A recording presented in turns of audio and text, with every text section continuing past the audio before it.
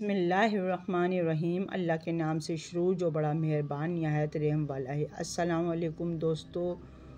तो आज मेरी वीडियो का मौजू है वली अल्लाह ने पंडित की बेटी को छुपकली बना दिया। चलें शुरू करती हूँ। बिस्मिल्लाहिर्रहमानिर्रहीम। अल्लाह वाले ने पंडित की बेटी को छुपकली बना दिया। तज़किराए औलिया में वाक़या बयान किया गया है। कहा जाता है एक गांव था, यहाँ कुदरत की बेपनाह नेमतें थीं। अल्लाह अज़्ज़ व जल ने वहाँ के लोगों को माला माल किया हुआ था। क़र्ज़ के ऐसी नेमतें जिनको देखकर इंसान अक्सर मग़रूर हो जाया करता है। और सबसे बड़ी और बुरी बात ये थी कि वो सब काफिर थे, अपनी शान और शौकत और दौलत पर फ़ख्र करते थे, जो कि हर एक दौलतमंद था और किसी के पास रुपए पैसे की कमी नहीं थी। सब बाग़ात वाले थे, नहर थी, वहाँ पर दरिया थे, और जब इतना कुछ किसी इंसान के पास हो तो वो मग़रूर हो जाया करता है। लेकिन किसी एक इंसान के पास नहीं, बल्कि पूरी बस्ती बेताशा दौलतमंद थी, सिवाय चंद मुसलमान घरों के, और जिसके पास इतना ज़्यादा हो वो तो मग़रूर हो जाया करता है। वहाँ पर काफ़िर ज़्यादा थे और मुसलमानों के घर का इक्का दुक्का थे, जिसमें से इसकी एक इकलौती बेटी थी। जैसे वो बेताशा चाहता था। वो बेटी बहुत ही ज़्यादा अनापरस्त और अपने आप को बहुत ऊंचा समझने वाली थी। वहाँ पर जो गरीब लोग थे वो सिर्फ मुसलमान थे। तमाम काफ़ी एक दूसरे की मदद करते, लेकिन मुसलमानों को देखने वाला वहाँ पर कोई भी नहीं था। वो बेटी अमल करके यानी काला जादू करके गरीबों को जानवर बना दिया करती थी। तमाम मुसलमान इससे बहुत तंग थे। वो इन लोगों को ग़ुलाम बनाती, मज़दूर बनाती। अगर इनमें से कोई इसकी बात नहीं मानता तो वो इन सबको जानवर बनाकर अपने इशारों पर नचाती। इस बस्ती में इक्का दुक्का मुसलमान थे, जिनका कोई भी परोसदार, कोई इनको बचाने वाला नहीं था। जब पंडित की बेटी का जुल्म हद से ज़्यादा बढ़ गया तो इन मुसलमानों में से एक बूढ़े शख्स ने अल्लाह रब्बुल करीम के हजूर पर यह दुआ गिड़गिड़ाकर, या रब्बे करीम, हमारी नस्लें जो चंद एक यहाँ पर बची हैं, इन नस्लों को तू बचा ले। इस पंडित की बेटी ने हमारा जीना दोभर कर दिया है। कोई भी हमारा मसीहा यहाँ नहीं, ना दौलत है, ना जिस्मानी ताकत है। या अल्लाह, हमारे लिए कोई ऐसी मसीहा भेज जो ना सिर्फ ताकतवर हो, बल्कि वो उस जादूगरनी को, पंडित की बेटी को हरा भी दे। अल्लाह ताला ने इस बूढ़े की दुआ सुन ली और यूं इस जगह एक अल्लाह वाले को भेज दिया। और वह अल्लाह वाले यूं ही इस बस्ती में दाखिल न हुए, बल्कि एक दिन कुछ अजीब वाक़या हुआ। और सरदार पंडित जंगल में सैर करने के लिए निकला। बड़ी शान से चलता हुआ वो सफ़र कर रहा था कि अचानक एक जहरीला इसके सामने आया। चाहता तो सांप को मार देता, लेकिन वो सांप अल्लाह ताला की जानिब से भेजा गया था। खुसूसी हिदायत देकर उस पंडित ने आगे, वो बहुत ही ज़्यादा ताकतवर था। इस जहरीले सांप ने करीब आकर उसको डस लिया और बेहोश होकर वहीं गिर पड़ा। इसके जो गुलाम थे उसके साथ ही थे। उन्होंने जब अपने सरदार की हालत देखी कि एक जहरीला सांप काट कर चला गया है, तो फ़ौरन तौर पर उसे घर पहुंचाया गया। लड़की ने अपने बाप की हालत देखी तो मुल्क भर के बड़े बड़े तबीब हकीम बुलाए गए, और वो अपने हुनर में बहुत ही माहिर थे। पर अजीब बात थी कि लाख कोशिश के बावजूद जहर को निकालने में नाकाम हो रहे थे, और जहर तेज़ी के साथ पंडित के जिस्म में फैल रहा था। कोई भी इस जहर को जिस्म से निकालने में कामयाब ना हुआ, और वो ख़ुद भी इतना बड़ा हामिल था, लेकिन इसके बावजूद तो अपना इलाज नहीं कर पा रहा था। उसे तो कोई होश ही नहीं था। इतनी बड़ी ताकत के रखने के बावजूद, वो इतना पैसा होने के बावजूद, वो इतने बड़े बड़े अपने हुनर माहिर हकीम होने के बावजूद, कोई भी इसके जहर को जिस्म से निकाल नहीं पा रहा था। उसी वक्त शहर में एक दरवेश की आमद हुई। दरवेश को तो अल्लाह ताला ने इसी मकसद के लिए बेहतर इसके घर के पास पहुँच कर दरवाज़े को खटखटाया। बड़े बड़े दरबार खड़े हुए थे। उन्होंने कहा, क्या बात है, किससे मिलना चाहते हो? इसने कहा, यहाँ के सरदार को सांप ने डस लिया है। वो कहने लगे कि तुम्हें कैसे पता? तुम तो हमें अजनबी लगती हो और हमने तुम्हें आज तक यहाँ नहीं देखा। इसने कहा, मुसाफिर हो और मुझे ख़बर मिली है कि यहाँ के सरदार को एक जहरीले सांप ने डस लिया है। कोई भी इनका इलाज नहीं कर पा रहा है, तो तुम कौन हो? मैं हकीम हूँ और मैं उनका इलाज करने आया हूँ। वो दरबारी दरवेश की हालत देखकर हंसने लगे, क्योंकि आपने फटे पुराने कपड़े पहने हुए थे और हुलिये से ही गरीब लग रहे थे, यानी फ़कीर। वो कहने लगे, तुम इतने बड़े सरदार का इलाज करोगे? अरे यहाँ मुल्क भर के बड़े बड़े मायानाज तबीब हकीम बुलाए गए हैं, पैसों की कोई कमी नहीं है हमारे सरदार को, और तुम जैसे गरीब से वो अपना इलाज करवाएंगे। दरवेश ने कहा, अगर तुम चाहते हो तो तुम्हारे सरदार की जान बच जाए तो फिर मुझे अंदर आने दो। वो गुलाम कहने लगे, ठीक है, हम अंदर से इजाज़त लेकर आते हैं। वह अंदर आए और पंडित की बेटी से कहा, जनाब बाहर एक गरीब आया है, हुलिये से फ़कीर लग रहा है, लेकिन कहता है मैं पंडित का इलाज कर दूंगा और जहर जो तेज़ी से फैलता जा रहा है उसको निकाल कर फेंक दूंगा। वो कहने लगी, ठीक है, उसको अंदर बुलाओ। दरवेश घर में आए तो देखा पंडित जहर के असर से तड़प रहा है, अपनी टांग को बार बार बिस्तर पर पटक रहा है। पंडित की पीर की जानिब आए जहाँ पर सांप ने काटा हुआ था, जिस जगह सांप ने काटा हुआ था उस जगह उस अल्लाह वाले ने थूक दिया और फ़ौरन तौर पर वहाँ से भाग गया। पंडित के सारे साथी और उसकी बेटी फिक्रमंद कि ये कौन दीवाना था कि कमरे में आया और इलाज करने के बजाय उस जगह थूक दिया जहाँ पर सांप ने काटा था और भाग गया। इसको गिरफ्तार करके भी नहीं सका। उसकी बेटी गुस्से में आ गई कि इसने बेअदबी की है, गुस्ताखी की है यहाँ के सरदार की।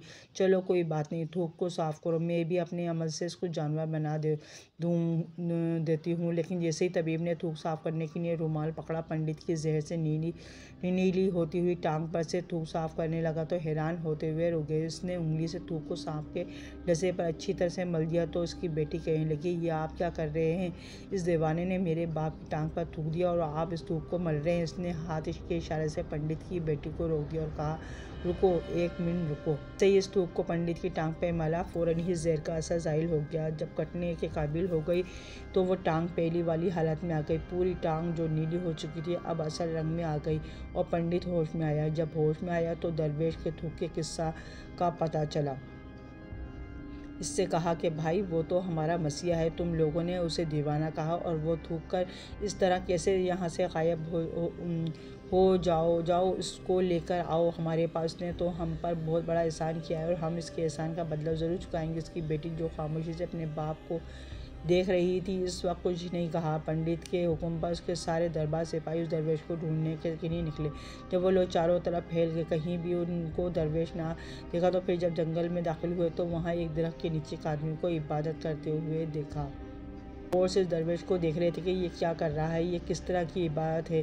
हम लोग तो अपने बुतों के आगे हाथ जोड़ते हैं और ये तो न जाने किसको सिजदा कर रहा है। खैर, पंडित का हुक्म था कि फौरी तौर पर दरवेश को पकड़ा गया और पंडित के सामने पेश किया। पंडित ने कहा, आप कौन हैं, कहाँ से आए हैं? सबसे पहले तो गुस्ताखी की माफ़ी चाहता हूँ कि मेरे लोगों ने आपकी बहुत बेइज्जती की, लेकिन आपकी वजह से आज मैं ज़िंदा हूँ। हम गुनहगारों की आँख आपको पहचान नहीं सकी, जिसके लिए मैं माज़रत चाहता हूँ। आपसे दरख्वास्त करता हूँ कि आप मेरी तरफ से ये कीमती पोशाक यानी लिबास और ये अरबी घोड़ा कबूल कीजिए। दरवेश ने मुस्कुराकर पंडित की तरफ देखा और बोला, ये घोड़ा और लिबास बहुत कीमती है। मैं ये लिबास पहनकर इस घोड़े के लिए घास का काटूंगा तो क्या अच्छा लगूंगा? पंडित ने कहा, आप फिक्र ना करें, के साथ खिदमतगार भी दिए जाएंगे यानी मुलाजिम भी दिए जाएंगे।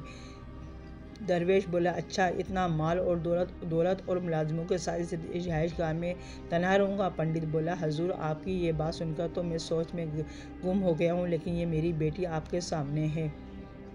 बेटी हैरत से अपने बाप को देख रही थी कि मेरा बाप क्या कहने वाला है। इसने कहा, मेरी बेटी जिसको आपने अभी देख लिया है की शादी आपसे कर दी जाएगी, पर एक शर्त है, आप जो कुछ मैं दे रहा हूँ उसके लिए आपने अपने मज़हब को छोड़ना होगा।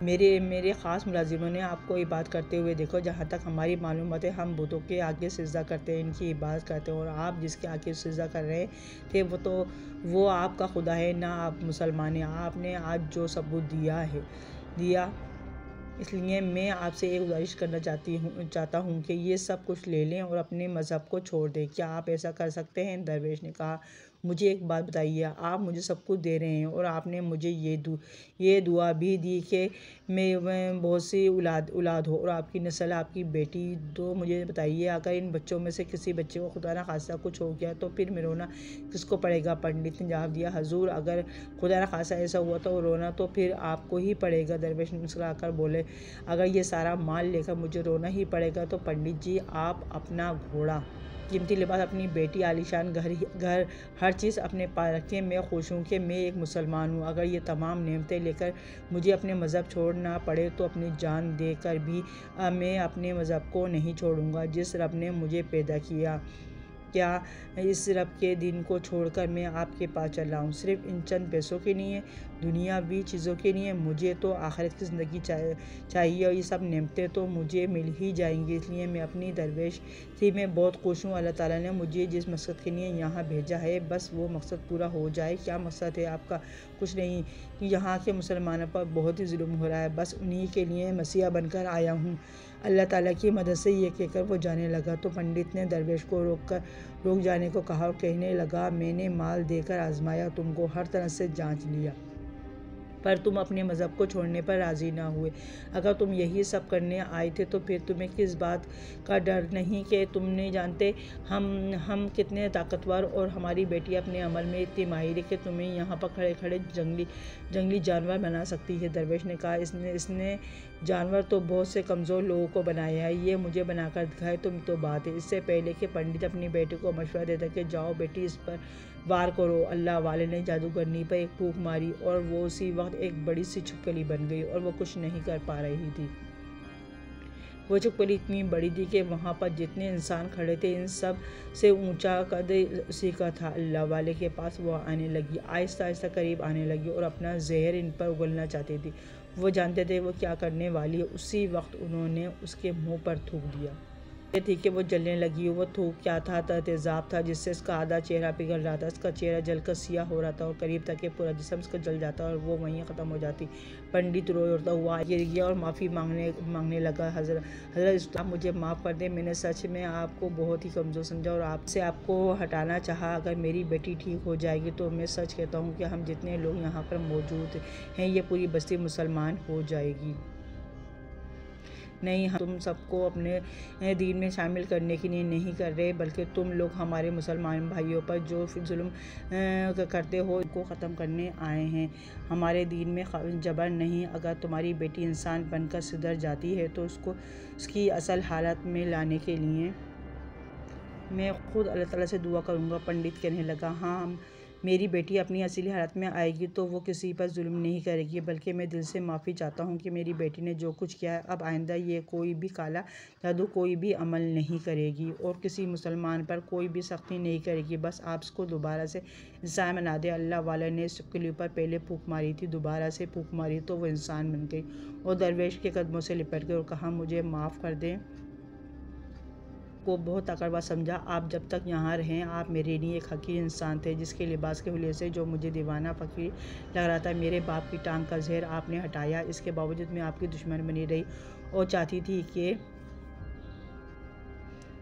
बदला लूँ, पर मुझे तो खुद अजाब मिल गया। इस लड़की का आधा चेहरा सियाह हो चुका था। कहने लगी, आज मैं अपने बाप के साथ आपके दस्ते मुबारक मुसलमान होना चाहती हूँ, बैत लेना चाहती हूँ और ये वादा करती हूँ कि आइंदा इस बस्ती में कोई भी काफिर मुसलमान नहीं होगा, बल्कि सब आपस में मिलजुल कर भाईचारों के साथ रहेंगे और सब मुसलमान हो जाएंगे। यूँ एक अल्लाह वाले दरवेश के हाथों पर पंडित इसकी बेटी ने इस्लाम कबूल किया और फिर पंडित ने अल्लाह वाले से अपनी बेटी की शादी कर दी और इस बस्ती में अमन व अमान कायम हो गया।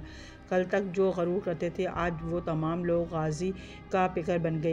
एक अल्लाह वाली करामत से, इनके अच्छे अमल से। सुबहान अल्लाह। आप लोग ज़रूर इस वाक़े को सुनकर शेयर किया करें क्योंकि तमाम वाक़े हम सब की इत्तला के लिए और कहीं ना कहीं हम सबको अच्छा इंसान बनने का दर्स मिलता है। तो अपना ख्याल रखें। जज़ाकल्लाहु खैरा।